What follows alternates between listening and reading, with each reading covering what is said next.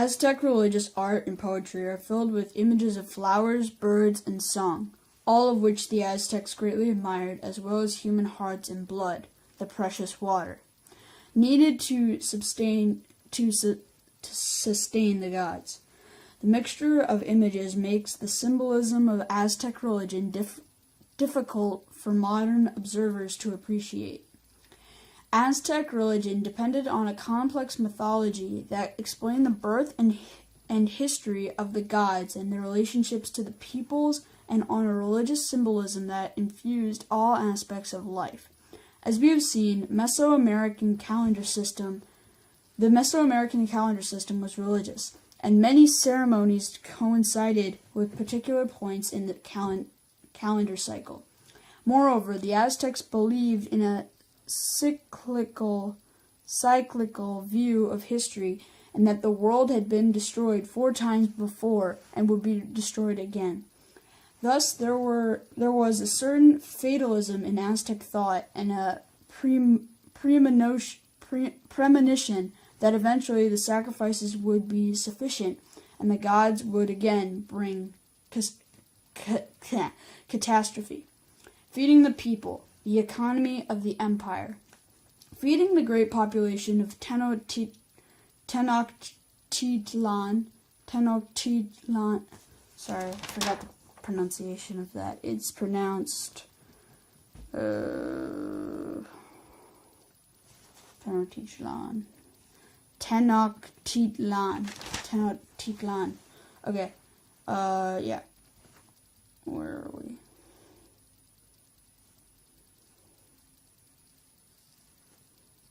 Okay.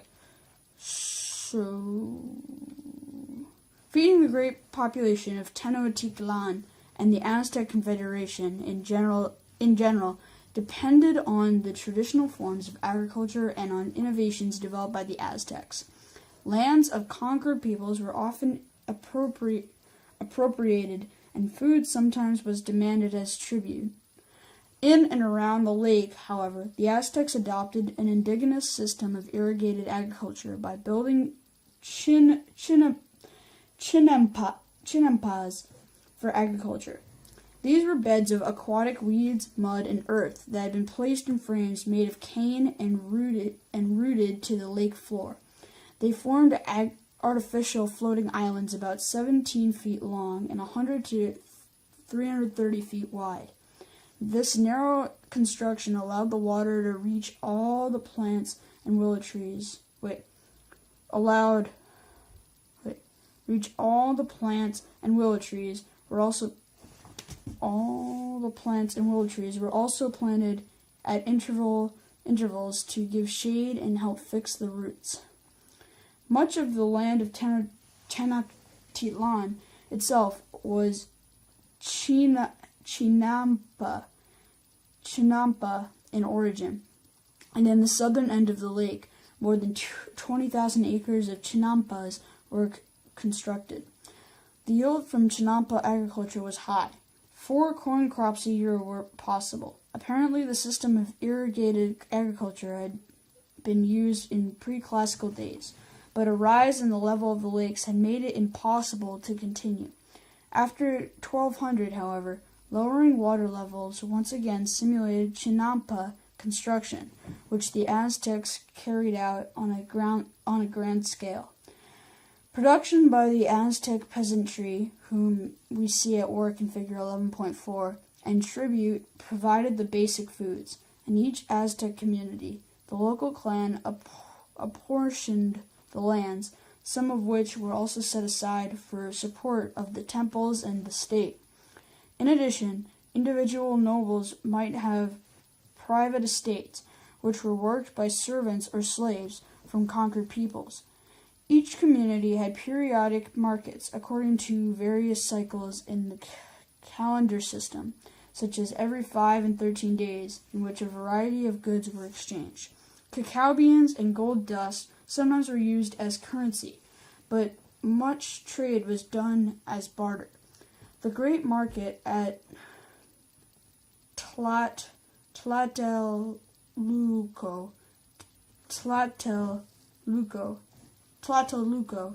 operated daily and was controlled by the special merchant class, or pakteka, which specialized in long-distance trade in luxury items such as plumes of tropical birds and cacao. The markets were highly regulated and under the control of inspectors and special judges. Despite the importance of markets, this was not a market economy, and as we usually understand it. The state controlled the use and distribution of many commodities and redistributed the vast amounts of tribute received from subordinate peoples. The tribute levels were assigned according to whether the subject peoples had accepted Aztec rule or had fought against it. Those who surrendered paid less. Tribute payments such as food, slaves, and sacrificial victims served political and economic ends. More than 120,000 mantles of cotton cloth alone were collected as tribute each year and sent to Tenochtitlan. The Aztec state redistributed these goods. After the original conquest, it rewarded its nobility richly, and the commoners received far less. Aztec society in transition. Like all societies, Aztec society experienced changes over time. The Mexico were one of the number of peoples who spoke the Nahuatl language and occupied the region of central Mexico. From their humble origins as hunters and gatherers, they emerged as a dominant power, and their rise created opportunities for some groups and a loss of status for others within their society. Eventually, they held sway over 50 or so political units of the Central Valley of Mexico. Expansion by warfare privileged the warriors, and the religious basis for expansion made the priests and the cults of the temples a force in society. No ruler could govern without the support of these sectors of society, a support obtained and preserved by giving out rewards and benefits. But such policies transformed the nature of Aztec society. A widening social gulf. During their wanderings, the Aztecs had been divided into 7 calpulli, or clans, a form of organization that they later expanded and adapted to their imperial position. The calpulli were no longer only kinship groups, but also residential groupings, which might include neighbors, allies, and dependents. Much of Aztec local life was based on calpulli, which performed important functions such as distributing land to heads of households, organizing labor gangs and military units in times of war, and maintaining a temple and school.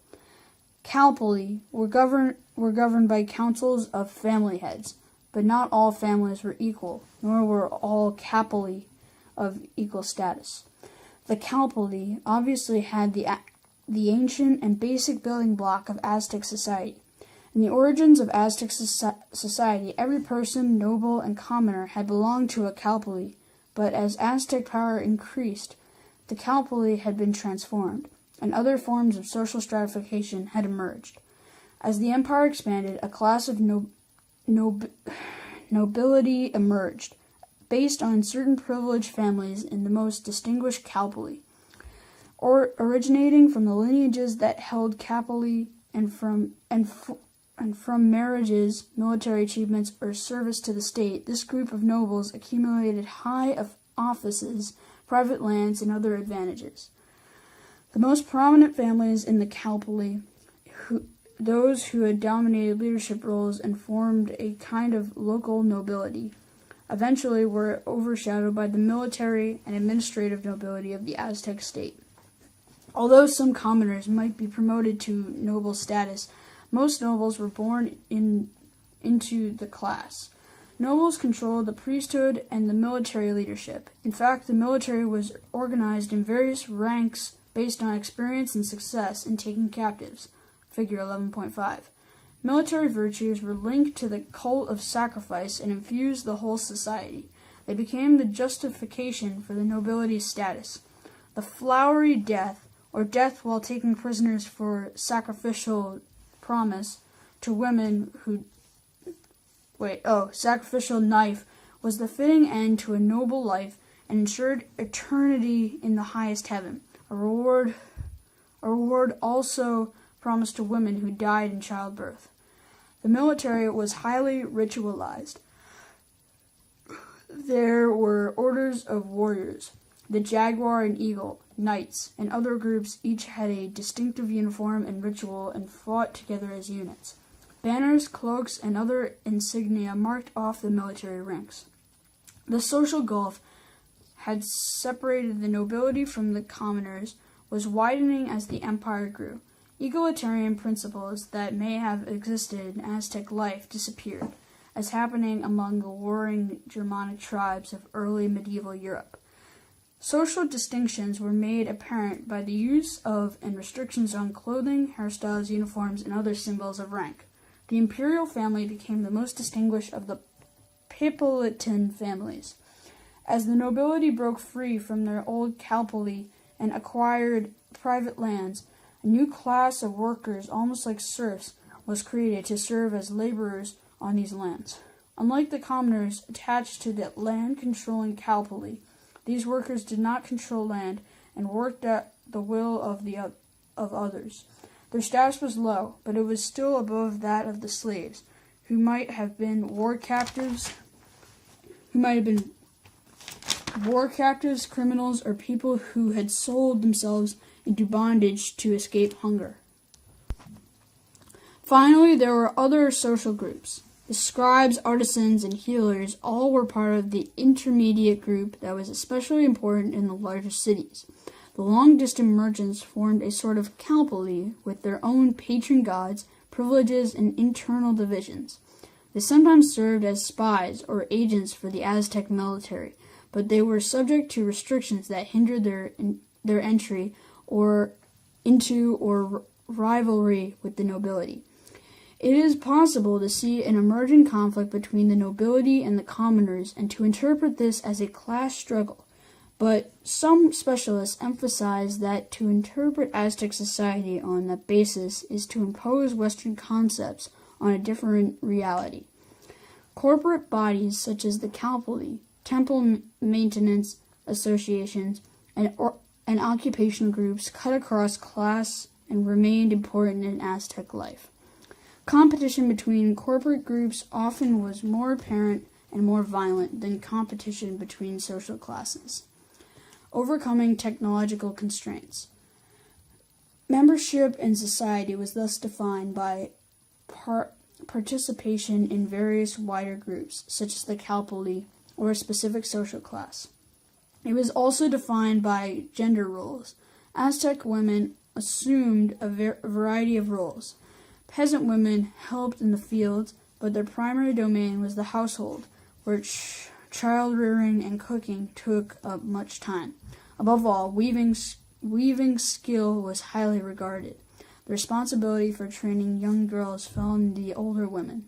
Marriages often were arranged between lineages, and virginity at marriage was highly regarded for young women. Polygamy existed among the nobility, but the peasants were monogamous. Aztec women could inherit property and pass it to their heirs. The rights of Aztec women seem to have been fully recognized, but in political and social life, their role, though complementary to that of men, remained subordinate. The technology of the Americas limited social development in a variety of ways. Here we can see a significant difference between the lives of women in Mesoamerica and in the Mediterranean world. In the maize-based economies of Mesoamerica, women spent 6 hours a day grinding corn by hand on stone boards or metates to prepare the household's food. Although other hand techniques were used in ancient Egypt, they were eventually replaced by an animal or water-powered mills that turned wheat into flour. The miller or baker of Rome or medieval Europe could do the work of hundreds of women. Maize was among the simplest and most productive cereals to grow, but among the most time-consuming to prepare. Without the wheel or suitable animals for power, the Indian civilizations were unable to free women from the 30 to 40 hours a week that they went into preparing the basic food. Finally, we must consider the size of the population of the Aztec state. Estimates vary widely from as little as 1.5 million to more than 25 million, but there is considerable evidence that population density was high, resulting in a total population that was far greater than previously suspected. Some historical demographers estimate that population of central Mexico under Aztec control reached over 20 million, excluding the Maya areas. This underlines the extraordinary ability of the Aztec state to intimidate and control such vast numbers of people. A tribute empire. Each city-state was ruled by a speaker chosen from the nobility. The great speaker, the ruler of Tenochtitlan, was first among supposed equals. He was in effect the emperor, with great private wealth and public power, and was increasingly considered a living god. His court was magnificent and surrounded with elaborate rituals. Those who approached him could not look him in the eye, and were required to throw dirt upon their heads as a sign of humility. In theory, he was elected, but his election was really a choice between siblings of the same royal family. The prime minister held a position of tremendous power and usually was a close relative of the ruler.